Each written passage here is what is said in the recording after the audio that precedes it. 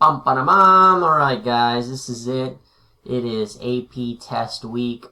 We've got this Unit 5 Momentum Question 2 to go over. And then we are done. We are not going over Unit 6 because we kind of talked about harmonic motion with a couple of the other problems. And then the last unit we went over before break was torque, so we're not going to go over that one either. So this will be the last unit we go over, is momentum. Okay, so let's take a look at this problem. We've got these two blocks, and they're placed on this surface that's marked off with sections A through E, A through F, and then the surface is frictionless except for between C and D here, okay, where the surface is rough. So the block is going to be pushed from A to B. This block 1 is going to be pushed from A to B by this plunger. And then when it hits B, it's no longer being pushed, and it's going to slide along this frictionless surface. And then it's going to keep sliding, and then when it reaches point C to D, it's going to slide across this rough surface. And then after that, it's no longer rough, and it's going to collide and stick with block 2 at point E. Okay, an inelastic collision because it sticks to it. And then afterwards, it's going to keep moving and pass point F. And so they want to know, sketch the speed of the center of mass of the two-block system as a function of time between the time when it's being pushed by the plunger to when it crosses part F. Okay, so let's take a look. Again, this is of the two-block systems. We always got to look at the system of both blocks. Okay, so from time A to time B, there is a force on the system. Right? There's a force on the system that will cause the system to accelerate, which will mean that it will start to speed up. Okay? So from time A to time B, let's say we don't know what the magnitude is, but let's just say it's speeding up. Notice that the slope of this line is constant, and so we know that there is a constant force. Because remember, the slope of a speed line is the acceleration, right? So this is the acceleration. It's constant, which means the force is constant. Okay. Now it's sliding on, after B to C, it's sliding on this part that's frictionless, and it's no longer being pushed by the plunger. So there are no forces. There's no longer a force from the plunger, and there's no force from the ground here. Since there's no force, there should be no acceleration, so the slope of our line should be 0. So it should stay, the speed should stay constant. It should move at a constant speed here. Okay. Now we have a force of friction which points in the negative direction, so we should have a negative acceleration. Okay. Now, since the block keeps on moving, we know that it's not the same acceleration caused by the plunger, so it's not as steep as this one. So we slow down a little bit. Okay, we slow down because there's a force on our system from the friction here. From D to E, there's no more friction, and we're not being pushed by anything else. So again, we have no force, so no acceleration. So we are constant. Okay, hopefully you got this part. This part is good. This last part, E to F, is the tricky part. This is the part that a lot of people miss. Okay? What happens to the speed of the system from E to F? Okay, so here's block 1. It collides and sticks with block 2, and then they travel together, E to F. Okay? What is happening to the speed of the system? Okay? Here's my system. I'm going to draw a circle around it. Are there any forces on my system when it travels from E to F? Is there any force acting on it? Okay. The answer is no, there are no external forces. And without force, there can't be any acceleration. Without acceleration, the velocity will stay constant, and speed will stay constant. Okay. A lot of people think that, oh, because it will slow down because there 1 is pushing on 2 and 2 is pushing on 1. But remember, we're considering this as a system. There are no forces, external forces on the system.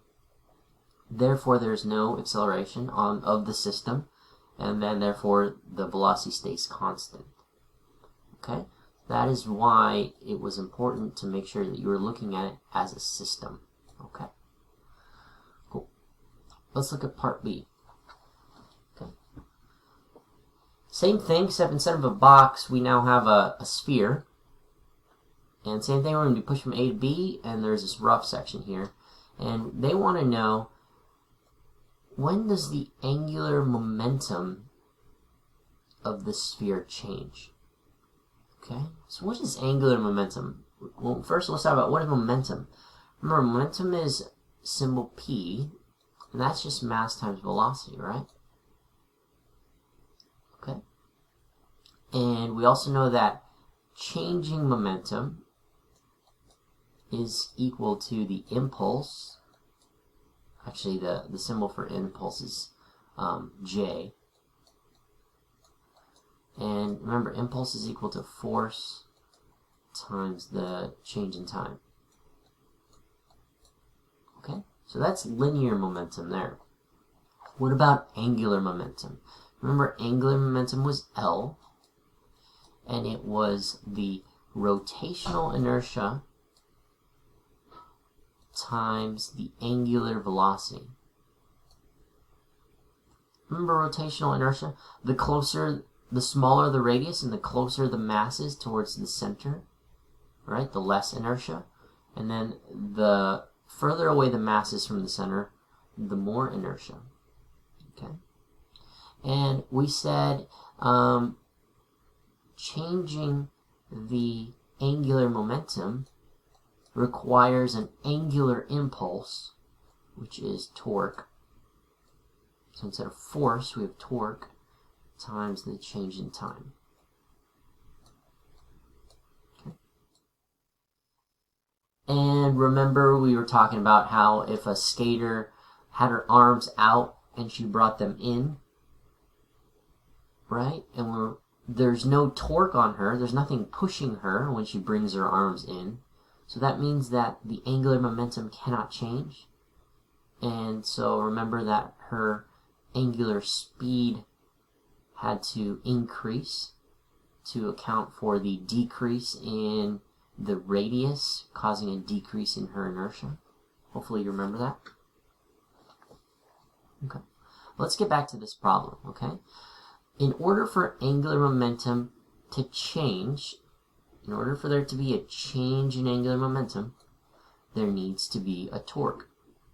Just like how in order for momentum to change, there needs to be an impulse, there needs to be a force on our system. So where would there be a torque on our sphere in this scenario? Okay. Let's talk about from A to B. Is there a torque when the ball is being pushed from A to B? Noticing that the horizontal force that's caused by the plunger is right at the center of the sphere. So here's the center of the sphere, and we can see that the plunger is pushing right at the center of it. Okay? Remember that torque is equal to the radius times this kind of perpendicular force. Right, so we do have this force, however, the force is right at the center. It's not at some radius away from the center. Therefore, this is 0, so we don't have any torque here from A to B. This will not cause the ball to rotate if you're pushing right in the middle of the ball. Okay?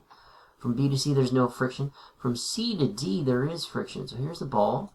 Here's the friction, right, pushing this way. It is at some radius away from the center of the sphere, and so it will actually cause the ball to rotate this way. Okay, So we will have a change in angular momentum here because we have a torque. Okay. What about from D to E? Will the angular momentum of the sphere change? And the answer is no. Once we pass D, the sphere will keep on rotating, but it will keep going at a constant speed. There will be no torque on it, but it will keep going at the same speed. Okay? And so it was just C to D.